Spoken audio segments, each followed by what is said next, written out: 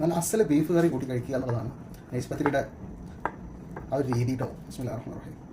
എളുപ്പം ഉണ്ടാക്കാൻ കഴിയുന്ന ഒരു ബ്രേക്ക്ഫാസ്റ്റ് ആണ് നൈസ് പത്തിരി. കേരളത്തിൻ്റെ പാരമ്പര്യ പ്രാതൽ. ഗൾഫ് രാജ്യങ്ങളിൽ നമുക്ക് ഉണ്ടാക്കാൻ പ്രയാസം എന്ന് തോന്നുന്ന സംഭവമാണ് എന്ന് നിങ്ങളുടെ മുന്നിൽ ഞാൻ അവതരിപ്പിക്കുന്നത്. 1 കപ്പ് പൊടി കൊണ്ട് നമുക്ക് ഒരാൾക്ക് കഴിക്കാവുന്ന 8 നൈസ് പത്തിരി നമുക്ക് ഉണ്ടാക്കിയെടുക്കാൻ കഴിയും. നൈസ് പത്തിരി നമ്മൾ പാനിലേക്ക് ഇട്ടതിന് ശേഷം തന്നെ നമുക്ക് അപ്പോൾ തന്നെ ഒന്ന് മറിച്ചിടാം. എന്നിട്ട് പൊള്ള വരുമ്പോൾ അടുത്ത സൈഡും കൂടി മറിച്ചിട്ട് കൊടുക്കുന്നതാണ് ഉണ്ടാക്കുന്ന രീതിയാണ് നൈസ് പത്തിരിയുടെ രീതി.